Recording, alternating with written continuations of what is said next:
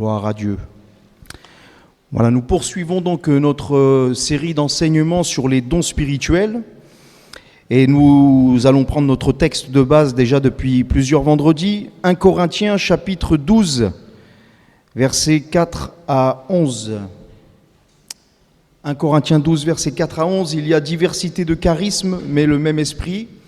Diversité de services ou de ministères, mais le même Seigneur. Diversité d'opérations, mais le même Dieu qui opère tout en tous. Or, à chacun, la manifestation de l'Esprit est donnée pour l'utilité commune. En effet, à l'un est donné par l'Esprit une parole de sagesse, à un autre une parole de connaissance selon le même Esprit, à un autre de la foi par le même Esprit, à un autre des grâces, des charismes de guérison par le même Esprit, à un autre des opérations de miracles, à un autre une prophétie, à un autre le discernement des esprits, la diversité des langues, l'interprétation des langues. Amen. Alors ce soir, nous allons aborder donc le premier des trois dons d'inspiration qui est la prophétie. Nous nous souvenons que les dons d'inspiration sont une puissance pour parler. Dans cette liste, il y a la prophétie, il y a les parler en langue et l'interprétation de langue. Alors ce soir, donc la prophétie, nous allons essayer d'en donner la définition et déjà de voir ce qu'elle n'est pas, comme on l'a fait pour les autres dons spirituels. Ce qu'il faut déjà dire, c'est que la prophétie au sens biblique du terme, c'est pas forcément dans la croyance populaire, on va dire, ou générale, on croit que la prophétie nous annonce toujours un événement à venir. Quelque part, c'est celui qui prophétise, il doit dire le futur. Bon, c'est pas obligatoirement ça. Ça peut être un événement à venir, mais ça peut être tout simplement aussi une exhortation de la part du Seigneur. Ça peut être une parole, leur rappeler une promesse ou quelque chose comme cela, vous voyez. D'ailleurs, on va le voir, mais souvent la prophétie, elle est aussi liée avec la parole de connaissance ou la parole de sagesse. Donc, c'est un peu mélangé parfois tout ça. Mais la prophétie n'est pas obligatoirement de donner l'avenir. Parce que parfois, il y a la confusion. On dit, lui, tiens, il prophétise, donne-moi une parole. Dis-moi ce que Dieu... C'est pas un médium qu'on consulte à la demande, quoi. Vous voyez, il faut faire attention à cela. Bien que je sais que dans l'Ancien Testament, dans les Écritures, le prophète était appelé parfois le voyant, mais là encore, il y a un contexte. Et puis le voyant, dans le sens biblique du terme, à cette époque-là, c'est pas le voyant comme on l'entend aujourd'hui. Et puis, nous allons en parler aussi, il y a une différence entre le ministère du prophète et le fait de prophétiser. Pas la même chose. La prophétie n'est pas non plus une sorte de transe, vous savez, où on perd le contrôle et puis qu'on va, on va dire n'importe quoi, où on ne peut pas se retenir. Non. La prophétie, c'est, la Bible le dit, l'esprit des prophètes est soumis aux prophètes. Donc c'est une pensée que l'Esprit de Dieu nous donne et il y a de la collaboration humaine. C'est pour cela que parfois, dans un don spirituel, une prophétie qui est apportée, c'est apporté parfois imparfaitement. Parce qu'il y a la pensée, elle est là, mais il y a la personnalité. Le Saint-Esprit n'efface pas la personnalité de celui ou celle qui prophétise. La prophétie, comme don spirituel, ce n'est pas non plus une prophétie qu'on doit rajouter au canon biblique.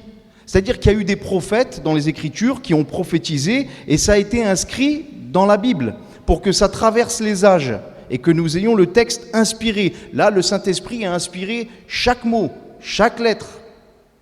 Pas de débat là-dessus. Elle est totalement infaillible, la parole de Dieu. Mais lorsqu'on apporte une prophétie dans l'Église ou autre, elle ne va jamais supplanter ou être supérieure à l'Écriture révélée. C'est l'inverse plutôt, c'est l'Écriture qui confirmera la prophétie et on va en parler aussi un petit peu ce soir. La prophétie, donc je vous disais, c'est à distinguer aussi du ministère de prophète. Il y a 5 ministères dons, on les appelle comme ça, les ministères dons dans Éphésiens chapitre 4, que sont le ministère d'apôtre, le ministère de prophète, le ministère d'évangéliste, le ministère de pasteur et de docteur. Et nous y viendrons parce que c'est dans la suite logique de l'étude sur les dons spirituels, d'étudier aussi les ministères. Voilà. Donc, celui qui remplit un ministère de prophète, qui est appelé à remplir un ministère de prophète, c'est une chose. Les ministères dons sont remplis par des frères, parce que Dieu l'a voulu comme cela dans l'organisation de l'Église. Quant aux dons de prophétie, La prophétie, c'est quelqu'un qui prophétise, qui apporte une prophétie à un moment donné. Ça peut être un frère ou une sœur. Tous peuvent aspirer à prophétiser. 1 Corinthiens chapitre 12, versets 29 et 30 nous dit « Tous sont-ils apôtres ? Non. Tous sont-ils prophètes ? Non. Tous sont-ils docteurs ? Non. Tous sont-ils des dons de miracles ? Non. Tous sont-ils des guérisons ? Non. Tous parlent-ils en langue ? Tous interprètent-ils ? Non. » On voit ici que dans cette liste, d'abord l'apôtre Paul cite 3 ministères, et ensuite il cite les dons spirituels. Mais dans 1 Corinthiens chapitre 14, verset 24, il dit « Si tous prophétisent, qu'il survienne un non-croyant, etc. » Mais il dit ici, si tous prophétisent, ça veut dire que dans l'Église, tout le monde peut aspirer à prophétiser. 1 Corinthiens chapitre 14, verset 31, « Vous pouvez tous prophétiser successivement, afin que tous soient instruits et que tous soient exhortés. » Donc c'est vraiment quelque chose auquel un frère, une sœur peut aspirer au don de prophétie, à prophétiser. Mais c'est très différent du ministère de prophète. Voilà. C'est 2 choses distinctes. Bien que le ministère de prophète, souvent, le don spirituel qui va se manifester, bien sûr, c'est la prophétie dedans. Voilà. Mais on y reviendra dans quelques semaines, Dieu voulant. Donc il dit, vous pouvez prophétiser successivement et que tous soient exhortés. Donc, tous peuvent aspirer. La prophétie, donc, est à distinguer aussi de la prédication ordinaire. Parce que parfois, on a dit, quand je prophétise, je prêche. Et vous voyez, on fait vite des raccourcis et ça fait des mélanges après dans la doctrine et dans nos têtes. Prophétiser, c'est apporter une prophétie. C'est pas forcément prêcher la parole. Vous voyez ? Donc, quelqu'un peut apporter un don spirituel et citer la parole, parce que c'est la pensée de l'esprit qu'il veut donner à ce moment-là pour une personne, mais ce n'est pas pour cela qu'il va prêcher, qu'il va apporter un message préparé à l'avance. La prédication de la parole, les frères qui prêchent le savent très bien, c'est le fruit d'une communion avec Dieu, il y a l'inspiration de l'esprit, mais c'est le fruit d'une réflexion, d'un travail, d'une étude, de la prière, de la méditation. Et puis après, le jour, on arrive et puis on expose ce que le Seigneur a déposé sur notre cœur. Parfois, on part dans un autre sens ou autre, peu importe, on se laisse conduire aussi. Mais en tout cas, il y a du travail. Alors que la prophétiser, c'est un moment où on est là, que ce soit dans l'assemblée ou autre, et il y a une pensée qui s'impose sur notre cœur et on l'apporte de la part du Seigneur. Mais ce n'est pas préparé. Vous voyez, c'est pas préparé. On l'apporte de cette façon-là. Alors, on va y revenir aussi. Donc, la prophétie, c'est un don d'inspiration. C'est l'Esprit de Dieu qui inspire son peuple et qui parle à travers lui à un moment bien précis, d'une façon spontanée, soudaine et d'une façon aussi surnaturelle et qui a un objectif précis, exhorter, édifier. Puisque nous avons vu, les dons spirituels, c'est pour l'édification. Voilà. Et donc, c'est dans ce but-là que le Seigneur inspire son peuple. Les dons spirituels, c'est glorieux parce que on voit vraiment que le Seigneur prend soin de l'Église et qu'il est au milieu de nous. Quand il y a une parole précise, quand il y a une guérison, quand il y a quoi que ce soit, on se dit, le Seigneur, il est là, il est vivant. Et ça nous fortifie, D'ailleurs, prophétiser, ça veut dire parler pour Dieu, c'est parler de la part, transmettre un message. C'est pour ça qu'on dit les prophètes, ils transmettaient un message. Et c'est pour ça que parfois il y a la confusion entre celui qui prophétise et celui qui prêche. Mais il faut prendre d'autres passages de la Bible. Quand nous étudierons le ministère de prophète, si Dieu nous prête vie, alors nous reverrons ces choses. Mais ce n'est pas tout à fait le sujet ce soir, du moins, ça serait aller trop loin encore. Et trop de temps. 1 Corinthiens chapitre 14, versets 2 à 3. Nous dit, celui qui parle en langue ne parle pas aux hommes, mais à Dieu, car personne ne le comprend, et c'est en esprit qu'il dit des mystères. Celui qui prophétise, au contraire, parle aux hommes, les édifie, les exhorte, les console. On voit là le but de la prophétie. Édifier, exhorter, consoler. Consoler. Plus loin, au verset 24 et 25, il dit « Si tous prophétisent et qu'il survienne quelque non-croyant ou un homme du peuple, il est convaincu par tous, il est jugé par tous, les secrets de son cœur sont dévoilés, de telle sorte que tombant sur sa face, il adorera Dieu et publiera Dieu, que Dieu est réellement au milieu de vous, de nous. » Et c'est vrai que la prophétie, quand elle est donnée clairement, bien parfois vous avez un non-croyant, il rentre, mais la personne il donne quelque chose de tellement précis Il dit, mais il est en train de dévoiler ma vie, ou il est en train de répondre à une question. Et là, il est confondu parce qu'il ne peut pas dire que ce n'est pas Dieu.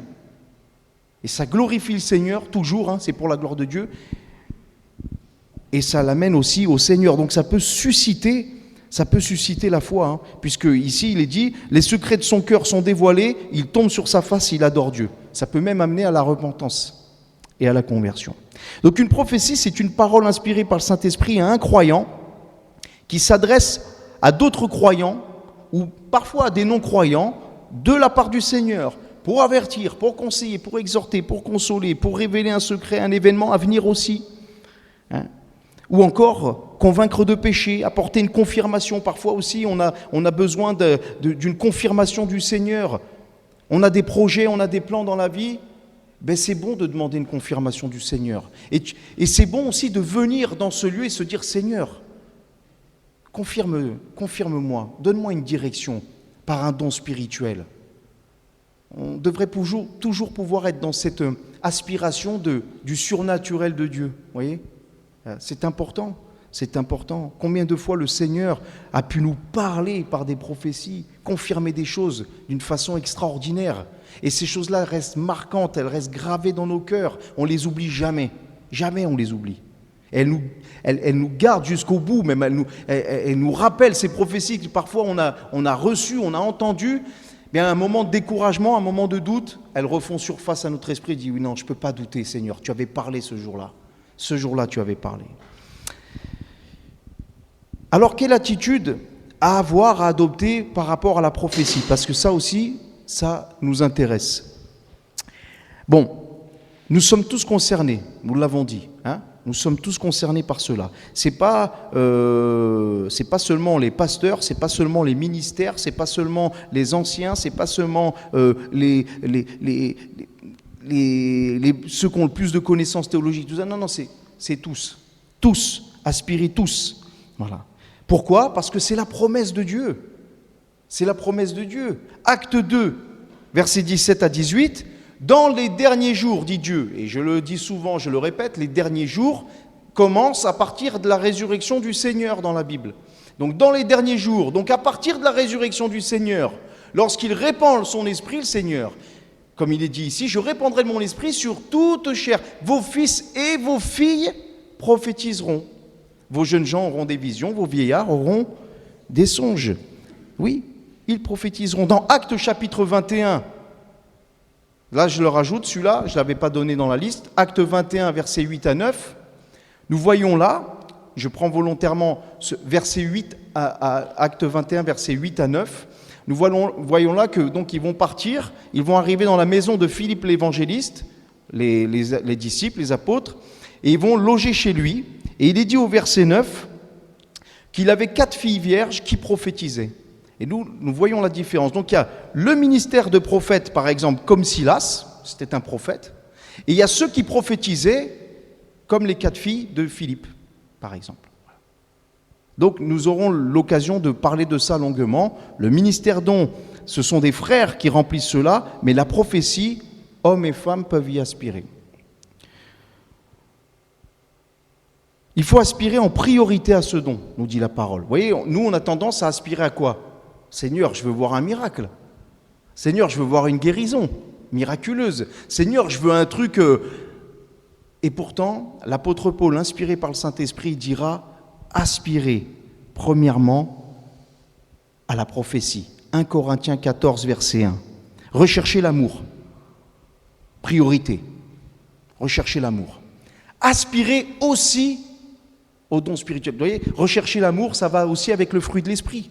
Le fruit de l'esprit, c'est quoi ? L'amour, la paix, la joie, etc. Galates 5, 22. Donc, rechercher le fruit de l'esprit, mais aspirer aussi au don spirituel. C'est 2 choses différentes. Aspirer aussi au don spirituel et surtout à celui de prophétie. C'est pas moi qui l'invente. Moi, je prends les textes bibliques et je vous les cite, tout simplement. Verset 39 du même chapitre. Ainsi donc, frères, aspirez au don de prophétie, n'empêchez pas de parler en langue. Littéralement, ayez du zèle pour le don de prophétie. Alors, il le place quand même au début et à la fin de chapitre, l'apôtre Paul. Il insiste là-dessus. C'est pas pour rien. C'est pas pour rien. Parce que c'est quelque chose que l'Église, dont l'Église doit avoir soif. Voilà. Et je le dis pour moi-même, je le dis pour chacun, parce que ça nous encourage à toujours être dans cette dynamique, cette démarche de dire « Ah, j'ai demandé, j'ai aspiré, mais ça ne s'est pas fait, et bon, j'abandonne. » Non, continue. Le Seigneur veut se servir de toi, de moi. Le Seigneur veut se servir de tous. À nous d'avoir de la foi, à nous d'avoir un cœur bien disposé, à nous d'ouvrir, à nous aussi d'avoir soif, hein, à nous de rechercher ces choses. Voilà. Il faut faire quelque chose aussi, c'est de discerner quelles peuvent être les différentes sources possibles de la prophétie. Parce qu'on ne doit pas tout gober. Il faut qu'on fasse attention. Il faut qu'on soit vigilant. La parole nous invite à être vigilants. La première source et la seule source qui est valable dans la vraie prophétie, c'est le Saint-Esprit. C'est lui la source, hein, c'est lui qui nous donne la pensée. 2 Samuel, là je rajoute quelques passages, 2 Samuel chapitre 23 verset 2, il est dit, c'est Samuel, il dit « L'Esprit de l'Éternel parle par moi et sa parole est sur ma langue ». Donc c'est bien l'Esprit de Dieu qui est la source de la prophétie. Acte 19, verset 6, lorsque Paul eut imposé les mains aux disciples, le Saint-Esprit vint sur eux. Donc là, on avait vu, quand on avait parlé du baptême dans le Saint-Esprit, que l'expression « le Saint-Esprit vient sur eux », c'est qu'ils sont baptisés dans le Saint-Esprit. Premier signe visible ou audible, ils parlent en langue et ils prophétisent.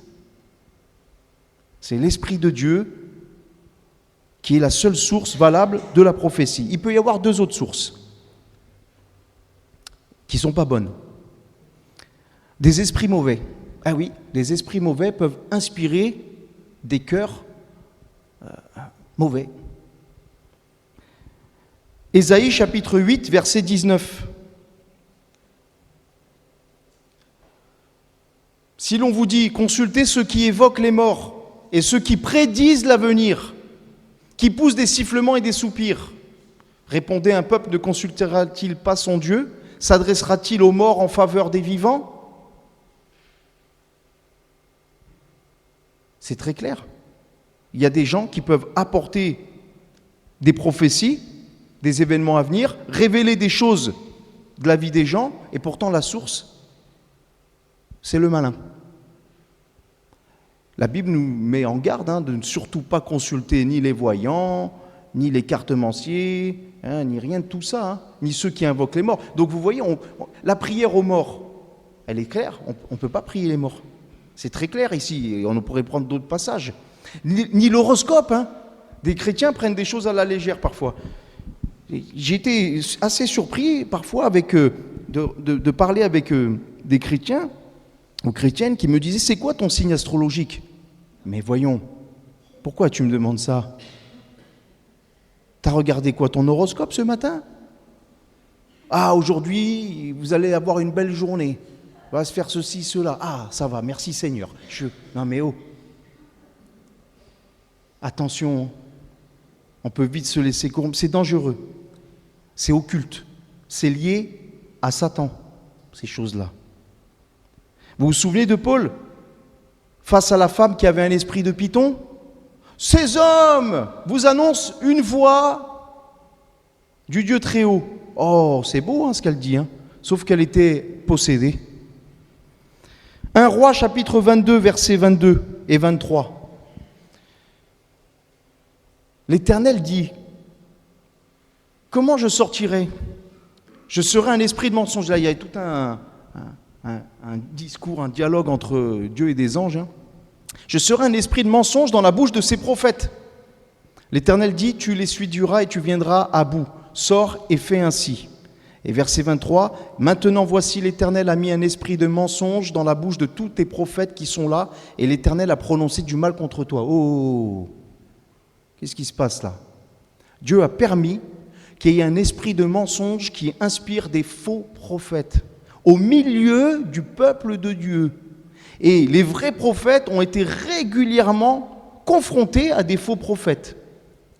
Régulièrement. Donc c'est une réalité qui existe. D'où l'importance de faire attention et de juger et de discerner. On va voir 2-3 petits éléments pour discerner cela. Il y a une autre source de la prophétie qui est mauvaise, c'est celle qui vient du cœur de l'homme.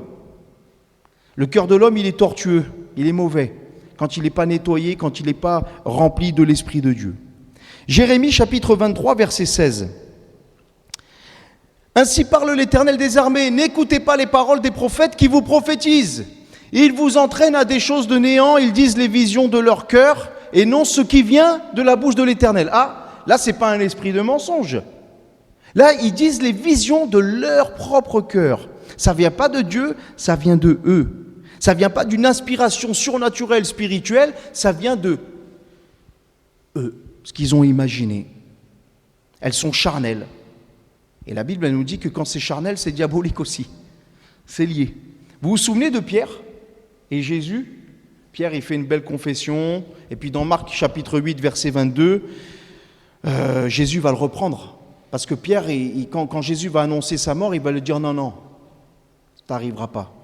Jésus, il va lui dire, arrière de moi, Satan, adversaire, car tu ne conçois pas les choses de Dieu, tu n'as que des pensées humaines, charnelles. Pierre, il dit, mais non, mon rabbi, il ne va pas aller se faire tuer, il doit nous délivrer. Ah oui, mais si Jésus ne meurt pas sur la croix et qu'il ne ressuscite pas, comment on est sauvé? Et Pierre et Jésus, il lui dit, ça part d'un bon sentiment, on va se dire peu cher, Pierre quand même. Oh Jésus, tu es dur quand même, hein. T'as vu comment tu parles à Pierre?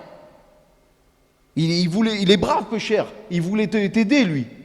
Non, mais c'est charnel ce qu'il est en train de dire. Parce que sous couvert que ça peut paraître gentil, en vrai, derrière, il y a un plan charnel, mauvais. Oui. Parce que Pierre, il a été sentimental à ce moment-là. Il s'est dit, bon, voilà, mais c'est pas bon, c'est pas la bonne source. Eh oui. Alors des fois, vous savez, les prophéties, ça peut être charnel parce qu'on peut vouloir dire des choses sur le coup du sentiment.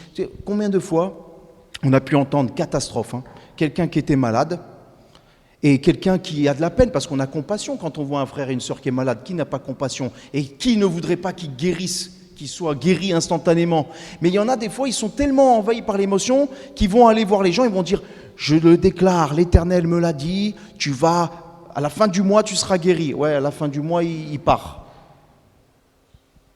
Eh oui, des fois, c'est attention, hein. Alors, ça peut être vrai. Il faut vraiment que ça vienne de Dieu. Ou alors, des fois, c'est la prophétie règlement de compte. Il y a la prière règlement de compte. Vous connaissez les prières règlement de compte? Hein?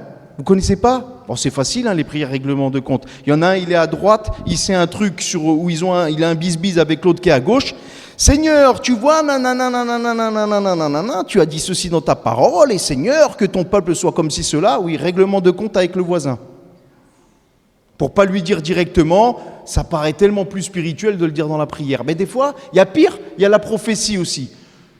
Le Seigneur me montre que tu as fait ceci, cela, que tu dois te repentir. Oui, mais il vient de te confesser quelque chose. Confesser, pas au confessionnal, hein. Confesser, il vient de te dire il vient de te dire un secret, il compte sur toi et toi tu le balances devant toute l'église, genre tu as été inspiré. Ça arrive. Ben ça c'est charnel, vous voyez. Bon, il faut faire attention à la source de la prophétie tout simplement. Et il y a plusieurs moyens de le discerner.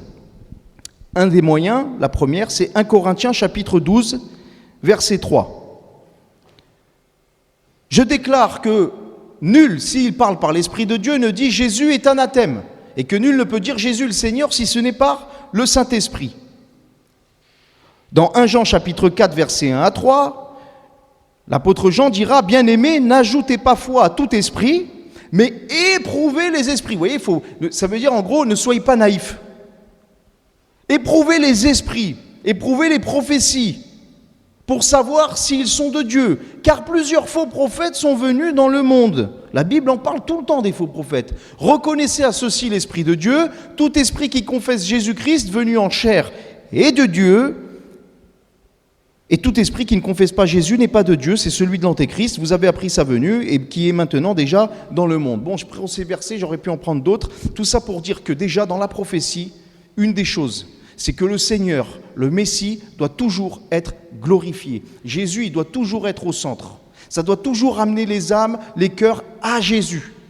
Ça, c'est important. C'est Jésus qui doit être au centre de la prophétie. C'est Jésus qui doit être glorifié. C'est Jésus qui doit être confessé comme seul Seigneur et Sauveur. D'où certains mouvements qu'on nomme chrétiens, mais qui ne sont pas des chrétiens, qui ont renié, par exemple, sous couvert d'avoir reçu des prophéties de l'ange un tel, ou du prophète un tel, ou du prédicateur un tel, et qui ont dit, mais Jésus, c'est la première créature de Dieu, mais c'est le Fils de Dieu, mais c'est pas la parole de Dieu incarnée. Jésus, il est pas, il est homme, mais il n'est pas Dieu. Ou Jésus, il est Dieu, mais il n'est pas homme. Il y en a eu tout un tas d'hérésies. On avait parlé de cela quand on avait parlé justement de la doctrine de la divinité de Christ. Il y a tout un tas de choses. Bon. Dernièrement, je tombais sur une vidéo, là, et après, du coup, j'en ai regardé une autre et une autre. Il y a un prophète, là, en ce moment, je ne sais pas, il doit être à la mode, ou peut-être c'est parce qu'il me l'envoie, peut-être qu'il pense que je suis intéressé, maintenant. C'est parce qu'il y a des... Quand vous regardez un truc, comment ça s'appelle, là ? L'algorithme, exactement, il y a l'algorithme. Alors, il vous envoie toujours les mêmes trucs. Et là, il y en a un, je ne connaissais pas, il s'appelle Prophète Tatou. Peut-être vous avez déjà entendu. Prophète Tatou. Alors, je regarde. Bon, écoutez, apparemment, il est connu, en Afrique, il est partout. En France aussi, il est connu. Apparemment, il y a des hommes en France, des pasteurs qu'on connaît, qui l'invitent. Bon, je ne sais pas. Bon, qu'est-ce qu'il fait, ce prophète ? Ah, ce prophète, il est incroyable. Bon, il arrive déjà avec des habits incroyables, il est tout d'incroyable, ce gars. Voilà. Et puis, alors il trouve des numéros de téléphone. Il prophétise des numéros de téléphone cachés. Il prophétise, là dernièrement, je voyais, il était invité, alors il dit, je vois quelque chose là. Il prend une feuille avec un stylo et commence à faire un dessin, il fait, la personne qui a ce tatouage là sur le bras, c'est elle. Alors la personne, elle vient devant. Ah oui, ça ressemble et tout. Ah, c'est super, hein. Ou alors, il a dit, j'ai prophétisé sur une dame, elle devait avoir une fille. J'ai dit non. Le sexe de cet enfant va changer, c'est un garçon. Et c'est né un garçon. Enfin, des choses comme ça. Et alors les gens, ils sont émerveillés. Mais c'est incroyable, ce prophète. Mais ça glorifie en quoi le Seigneur de trouver un numéro de téléphone caché? Ça glorifie en quoi le Seigneur de dire, tiens, je vois que sur ton bras, tu as ça. Vous savez, ça, c'est des tours de passe-passe. Vous regardez Patrick Sébastien, bon, ça n'existe plus. Il y a des gars qui font des tours de passe-passe comme ça. Les mentalistes, vous avez déjà vu des mentalistes à la télé? Jamais. Le mentaliste, il peut vous trouver, il peut vous découvrir des choses. Vous dites, comment il fait?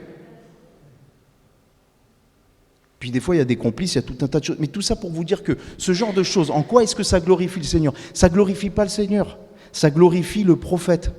Parce que les gens, ils ne vont pas être poussés à adorer Jésus, ils vont être poussés à donner leur offrande à Prophète Tatou, pour qu'il puisse continuer de rouler en limousine. C'est important. Et puis s'il n'a pas fini de construire sa piscine, quand même, faites un effort. Mais Seigneur, ne soyons pas fascinés, mes frères et sœurs. Ayons du discernement. Il faut que ça glorifie Jésus, la prophétie, le don spirituel. C'est important. 1 Corinthiens chapitre 14, verset 6. Maintenant, frères, de quelle utilité vous serais-je si je venais à vous en parlant en langue, si je ne vous parlais pas par révélation ou par connaissance, ou par prophétie, ou par doctrine? 1 Corinthiens 14, 6. Intéressant ce passage. L'apôtre Paul dit ici, il fait la balance, vous voyez? Il dit, de quelle utilité si je venais à vous en vous parlant en langue? Et si je ne vous parlerais pas par révélation, ou par connaissance, ou par prophétie, ou par doctrine. Donc, l'apôtre Paul dit ici, si je prophétise, si vous prophétisez, vous avez une révélation, il y a la connaissance en parallèle. S'il y a la prophétie, il y a la doctrine. Ça veut dire quoi? Ça veut dire que pour discerner, examiner une prophétie, si elle vient de Dieu, il faut que tu connaisses la parole. Il faut que tu apprennes la parole. Il faut que tu apprennes la doctrine. C'est pour ça que c'est important de faire de la doctrine. Parce que quelqu'un qui va te sortir une prophétie avec une doctrine qui n'est pas dans la Bible, tu vas le capter tout de suite. Tu vas dire, ah là, radar. Mais si tu ne connais pas la doctrine, si tu ne connais pas la parole, tu ne vas pas le capter. Tu vas juste te dire, mais c'est fascinant, ce qu'il vient de dire. Révélation, connaissance, prophétie, doctrine. Ah oui, c'est pas une option de méditer la parole de Dieu, c'est pas une option, mes frères et sœurs, c'est une obligation. Pas sous la force, par amour pour la parole, bien sûr, et puis aussi pour être armé. C'est important. On peut aussi demander quelque chose au Seigneur, c'est le don du discernement des esprits, parce que parfois, vous voyez, comme la femme avec l'esprit de Python, c'est caché, c'est subtil, c'est vicieux, on ne peut pas le détecter. Et quand on parlera du don spirituel du discernement des esprits, on va voir que c'est vraiment quelque chose de surnaturel pour détecter de quel esprit est animée la personne en face de nous, ou qui parle. Et ça, il faut le demander à Dieu aussi. Seigneur, donne-nous du discernement des esprits. Seigneur, donne-nous d'avoir la vision claire des choses. Il ne faut pas aussi mépriser les prophéties. C'est important, parce que parfois, par peur de se tromper, on coupe tout. Et puis l'autre extrême, c'est tout ce qui me passe par la tête, je le dis. L'équilibre, encore une fois. Le chrétien, c'est comme un funambule. Il est sur la corde, oh, attention, si tu vas trop à droite, tu tombes, si tu vas trop à gauche, tu tombes. Eh oui, c'est comme ça toute la vie.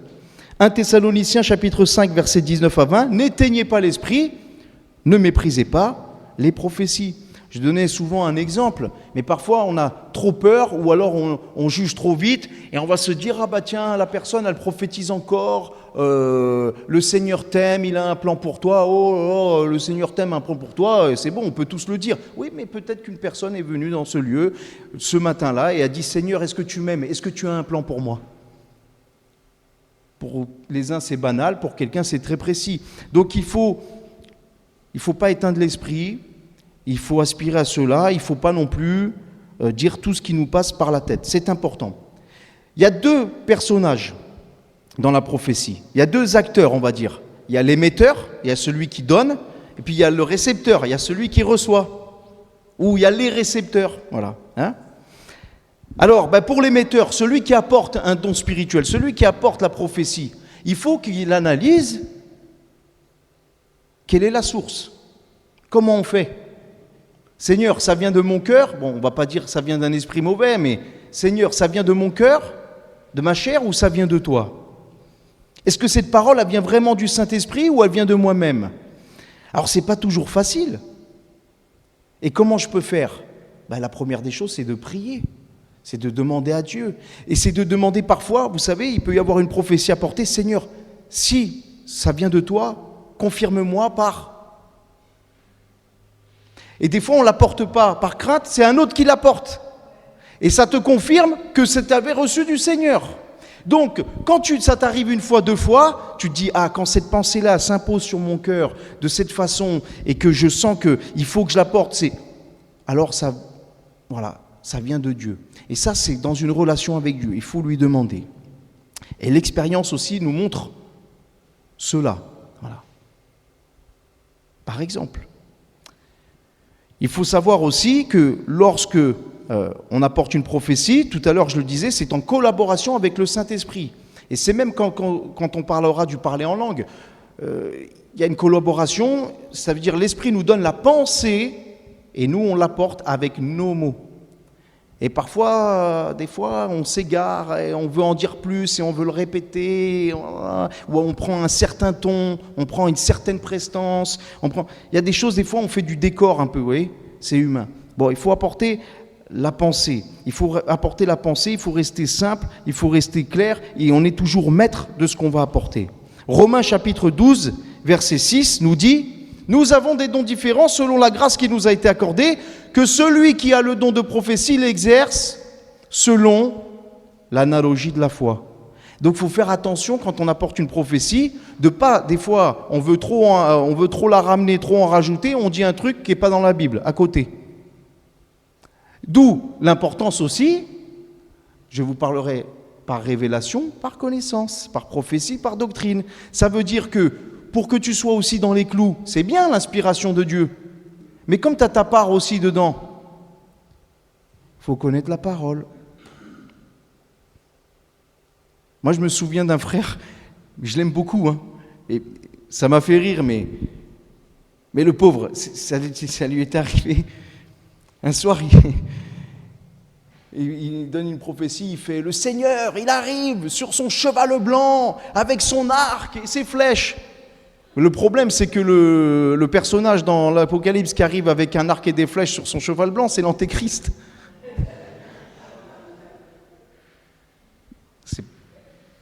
Alors, on ne va pas le lapider. Mais vous voyez, puis des fois, on fait les choses imparfaitement, mais tout ça pour dire, c'était bien de connaître un peu la parole, un peu plus. Parce qu'on dit quelque chose, vous voyez, c'est juste ça. C'est juste ça. Bon, et puis il ne faut pas non plus lapider les gens dès qu'ils font une petite erreur ou un petit truc, parce que tu es sûr que le tour prochain, ça risque d'être toi. Et puis il y en a, ils se lancent aussi par la foi, quand nous, on n'a pas la foi de se lancer. Donc, bon, il faut toujours rester, voilà, humble, avec de la compassion, de la patience, voilà, parce que sinon, ça arrive parfois, on éteint l'esprit. Parce que là, on devient Lucky Luke, des dons spirituels. Donc on arrive, le premier qui se manque, tu te tais, toi. Chut. Assis-toi. Tu parles plus ici. Je t'interdis. Et toi, tu fais plus ça. Au bout d'un moment, si on fait ça, on va se retrouver il va se retrouver que le prédicateur à l'église, il va être tout seul. Il n'y a que lui qui est parfait.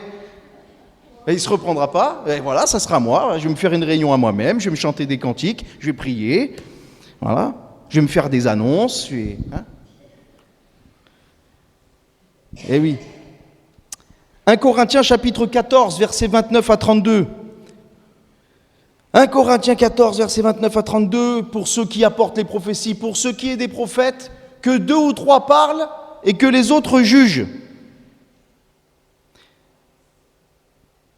Et si un autre qui est assis a une révélation, que le premier se taise, car vous pouvez tous prophétiser successivement, afin que tous soient instruits et que tous soient exhortés. Les esprits des prophètes sont soumis aux prophètes, car Dieu n'est pas un Dieu de désordre, mais un Dieu de paix. D'ordre aussi. Voilà. Donc, qu'est-ce qu'on va dire ici ? On peut l'interpréter de 2 façons, mais les règles sont les mêmes. Lorsqu'on est dans un culte en commun, qui a des prophéties, c'est 2 ou 3 qui prophétisent. Alors, soit c'est au cours du culte, ou soit c'est 2 ou 3 qui prophétisent peut-être sur le même sujet, la même pensée, on va dire. Mais il ne faut pas que ça soit le carnaval. Parce que des fois, ça vire au cauchemar. Des fois, il y a 10 prophéties, tout le monde veut apporter de la sienne, et ça devient un cirque. Ça devient un cirque. Il faut qu'il y ait de l'ordre, il faut qu'il y ait la paix. D'ailleurs, je vous disais, vous voyez, par exemple, je vous parlais du prophète Tatou comme d'autres, après ça vire un cirque. Et il y a un proverbe là, ou une adage, ou je ne sais pas comment on dit, dans le monde que j'aime bien, ils disent si vous mettez un clown dans un palais, ça ne fait pas de lui un roi, mais ça fait du palais un cirque. Ben, c'est pareil dans l'église, si vous mettez un clown dans une église, ça ne fait pas de lui un pasteur ou un prophète, mais ça fait de l'église un cirque. Et on ne veut pas un cirque. Ce n'est pas le cirque Pinder ici. Il n'y a pas des acrobates, des jongleurs ou je ne sais pas quoi, non, c'est une église. Donc on veut une église qui soit dans l'ordre, la bienséance, la paix. Et donc le Seigneur nous donne des règles. Il y a eu 2 ou 3 prophéties, c'est bon.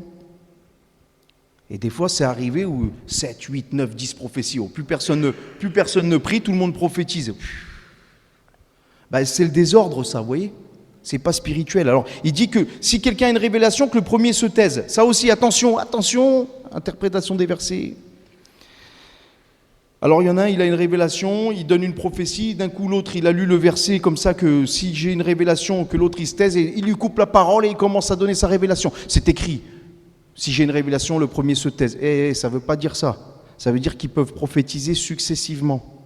Il attend qu'ils finissent et il prophétise après successivement. Parce que ça aussi. Vous avez déjà vu des disputes de prophètes, vous, dans l'église ? Un qui prophétise et l'autre, il le coupe. Wow ! Ça fait bizarre, les disputes de prophètes. Ouais. Eh oui, que Dieu nous garde et soyons attentifs. Il y a le récepteur aussi. 2 Thessaloniciens chapitre 2 versets 2 à 3. Ne vous laissez pas facilement ébranler dans votre bon sens. Ne vous laissez pas troubler, soit par quelque inspiration, soit par quelques paroles ou par quelques lettres qu'on dirait venir de nous, comme si le jour du Seigneur était déjà là, que personne ne vous séduise d'aucune manière. Des fois, vous savez, pour la prophétie aussi, c'est juste d'avoir du bon sens. Des fois, il n'y a rien d'extraordinaire, hein. C'est juste d'être logique sur certaines choses. Tout simplement. Et là encore, c'est en lien avec la parole. Ça veut dire qu'il faut être prudent, il faut être vigilant, il faut être attentif. Il ne faut pas être naïf et prendre tout pour argent comptant. Ça, c'est important. Tout à l'heure, nous l'avons lu, n'éteignez pas l'esprit, ne méprisez pas les prophéties, mais examinez toutes choses et retenez ce qui est bon. Pour ce qui est des prophètes, que 2 ou 3 prophétisent successivement et que les autres jugent. Donc, les émetteurs, ils prophétisent, les récepteurs, ils jugent. Ils jugent, ils discernent. Ils examinent, ils évaluent, ils sondent, c'est ça que ça veut dire. Et des fois, comme je vous le disais tout à l'heure, des fois, le frère, la sœur, il apporte une prophétie, alors il se lève, le Seigneur te dit, blablabla, il décore, il a là. Retiens la pensée principale, parce que des fois aussi, l'attitude peut te faire passer à côté de la pensée principale. C'est pas facile, hein? Non spirituel. Hein. Ça nous garde dans l'humilité, ça nous garde aussi près de la parole de Dieu. C'est surtout ça. Il faut rester près de la parole. Ça, c'est important. Je conclus. J'ai dit deux, trois éléments. La prophétie, parole inspirée par Dieu, pour apporter un conseil, exhorter, peut-être un événement à venir. Ça peut être parfois une parole de connaissance qui est liée à la prophétie, parole de sagesse. On a vu toutes ces choses. On doit adopter les bonnes attitudes par rapport à la prophétie que nous avons citée ce soir. Nous devons aspirer à ce don en priorité, le demander au Seigneur. C'est ouvert à tous ceux qui sont baptisés dans le Saint-Esprit. Et il faut encore et toujours demander, Seigneur, baptise-moi dans l'Esprit. Seigneur, je veux aspirer à ces choses. Seigneur, je veux aspirer à prophétiser. Sers-toi de moi pour édifier ton Église. Mais tout se doit d'être fait dans l'amour. 1 Corinthiens chapitre 12, 1 Corinthiens chapitre 14 traite des dons spirituels. Et entre 1 Corinthiens 12 et 1 Corinthiens 14, il y a 1 Corinthiens 13 qui traite de l'amour. Si je parlais en langue, si je donnais tous mes biens, si ceci, si cela, si je n'ai pas l'amour, je suis rien.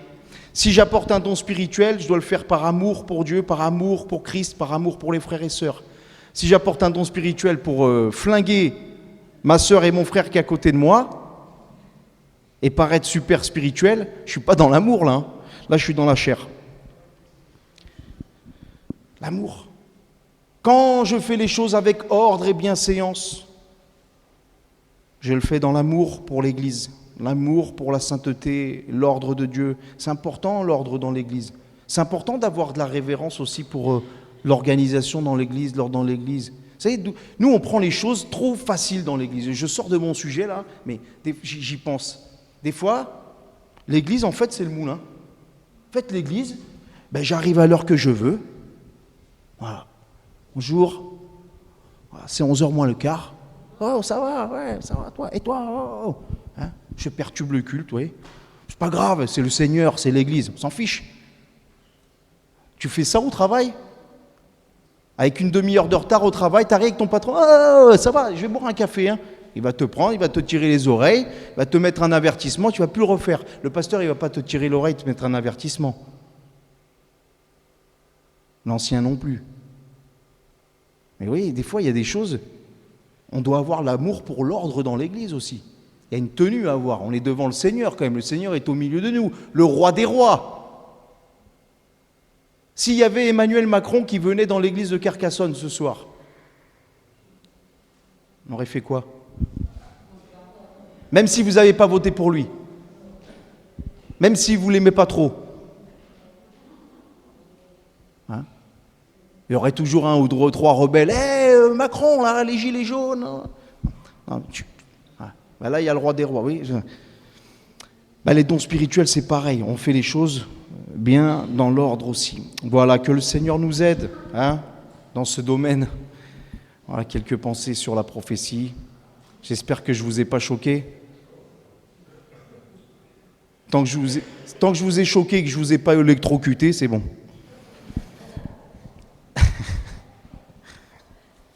Ah, Seigneur, aide-nous.